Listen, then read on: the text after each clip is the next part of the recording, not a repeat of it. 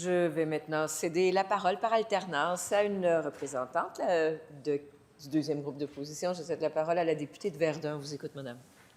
Merci beaucoup, Madame la Présidente. Très contente d'intervenir pour la première fois dans ces débats pour continuer le travail que mes collègues, les députés les députés de Sainte-Marie-Sainte-Anne et les députés d'Atachereau ont commencé, parce que je pense que nous tous et toutes, en moins de ce côté de la Chambre, on est outrés de devoir se pencher puis étudier ce projet de loi, le projet de loi 93 sous Bayon. Moi, je suis outrée pour plusieurs raisons. La première, puis je pense que mes collègues l'ont très bien expliqué, là, c'est le fait qu'on se met à plat ventre pour une multinationale étrangère, le fait qu'on doit paralyser le Parlement, on doit tout le monde rester ici pendant la nuit avec un délai d'urgence qui n'a pas d'allure, parce qu'il n'est pas vrai, pour lequel on n'a pas fait une étude rigoureuse, j'en reviendrai.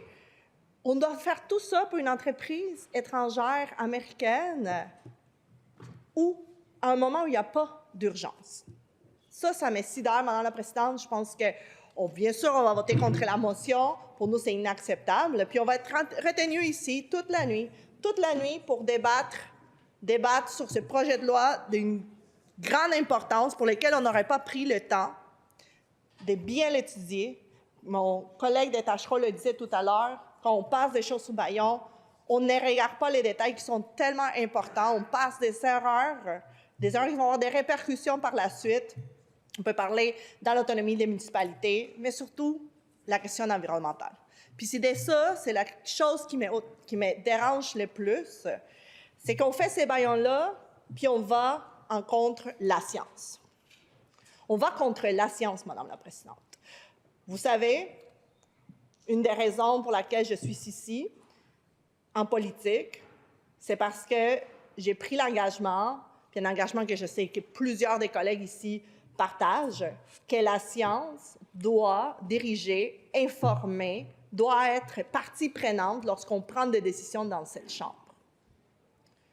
Mais la CAQ a décidé, avec cette motion, avec cette procédure extraordinaire, d'aller contre la science. On va contre la science de deux façons. La première, on est en train d'ignorer l'avis du Bureau d'audience publique pour l'environnement. Puis ça va me faire plaisir, Madame la Présidente, j'ai étudié l'avis en détail, et si je n'ai pas le temps aujourd'hui, dans le cadre de ce débat-là, de l'analyser, ça va me faire plaisir de l'analyser en détail pendant la nuit. Pourquoi et comment on doit prendre en considération chaque mot qui est écrit dans cet avis du BAP pour respecter nos engagements en termes de biodiversité, pour respecter les engagements qu'on donne aux municipalités pour sauvegarder des milieux humides, pour sauvegarder ce qu'on appelle la connectivité écologique, un mot peut-être qu'on n'utilise pas à tous les jours, mais qui nous permet, vous savez, de sauvegarder l'habitat d'espèces. C'est de ça dont on parle. Une des plus grandes richesses dans la grande couronne de Montréal. Là où à chaque année, on remballe des milieux humides. Là où chaque année, on perd de la valeur écologique. Donc, le premier avis scientifique contre lequel nous sommes en train d'aller, c'est le BAP. Et le BAP, là, on n'a pas créé ça pour être une institution parallèle qui n'informe pas les décisions prises ici dans cette Chambre. J'ai le goût de nous rappeler la mission du BAP parce qu'on l'oublie. Et la CAQ l'a oublié à plusieurs reprises. C'est pas la première fois qu'ils l'ignorent et qu'ils mettent de côté à l'avis du BAP.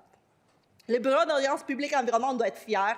On doit être fiers d'avoir ça dans notre cadre environnemental qui a été créé par l'LQA. Puis je vous le dis, notre LQA, j'ai plein de critiques. J'ai eu la chance d'en discuter à plusieurs reprises avec le ministre de l'Environnement lorsque j'étais critique en environnement.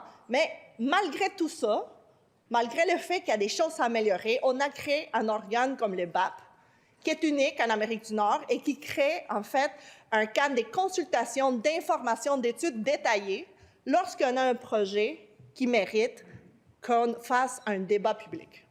Le BAP, sa mission de cet organisme indépendant, c'est d'éclairer la prise de décision gouvernementale en matière d'environnement.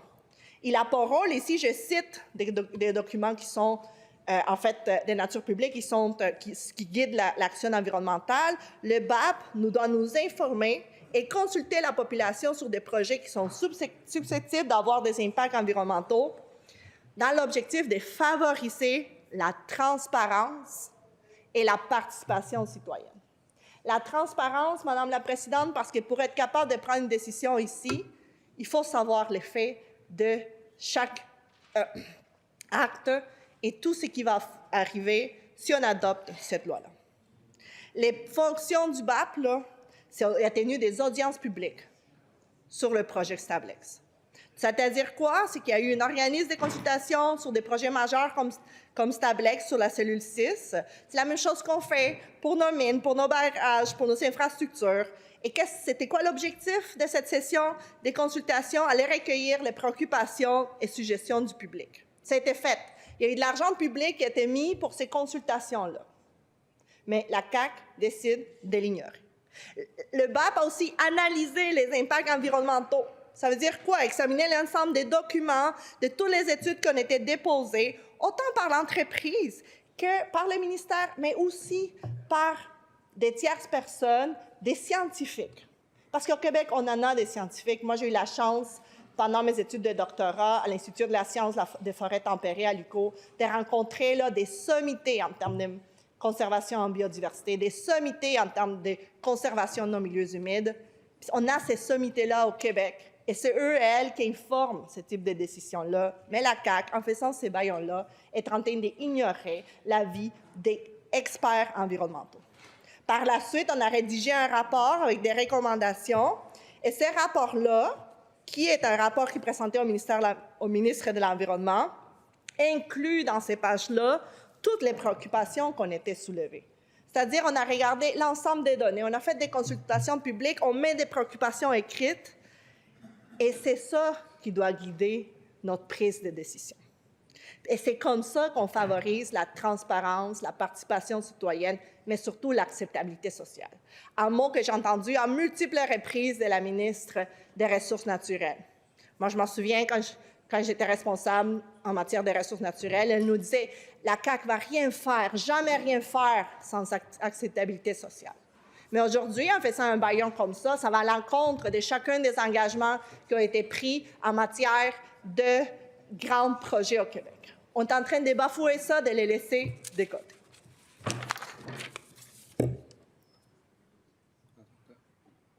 J'ai le goût de nous lire ce que le BAP a écrit. Après avoir fait les séances publiques, après avoir consulté, après avoir fait le rapport, il y a une phrase, en fait 2 phrases dans ce rapport-là qui parlent de l'impact environnemental et des conséquences qu'il va avoir si on adopte ces projets de loi sous baillon. Je cite le rapport. « La Commission est d'avis que le terrain visé par la construction de la cellule numéro 6, donc ici on fait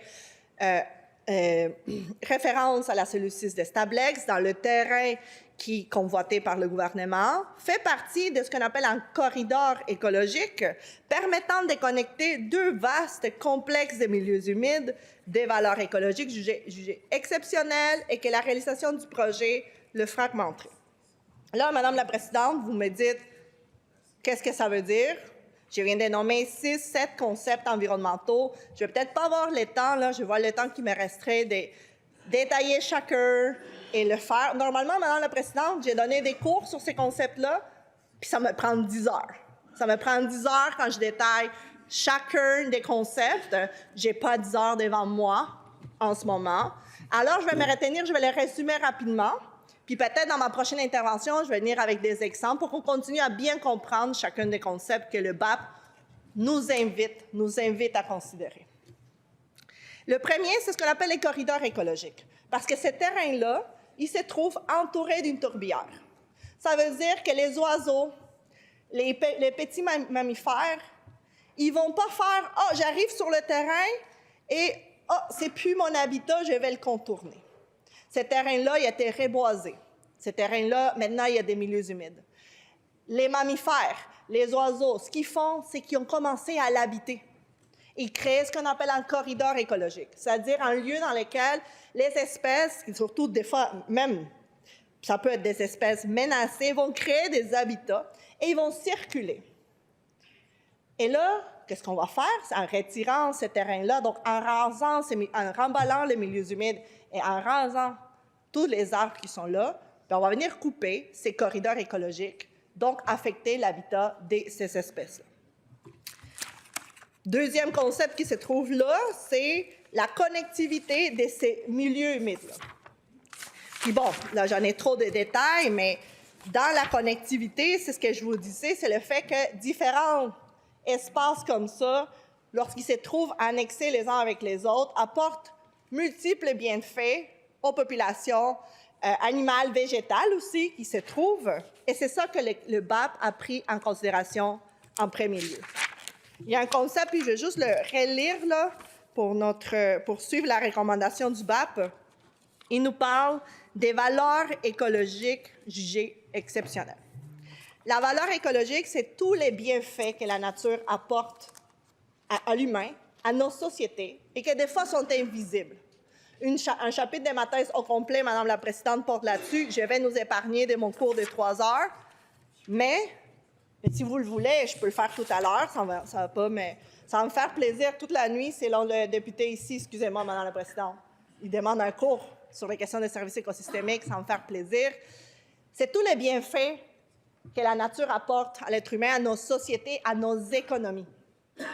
Parce que oui, quand on a des milieux humides qui sont capables de réduire nos effets en carbone, on est en train de sauvegarder nos sociétés. Et oui, on est en train de sauvegarder l'économie.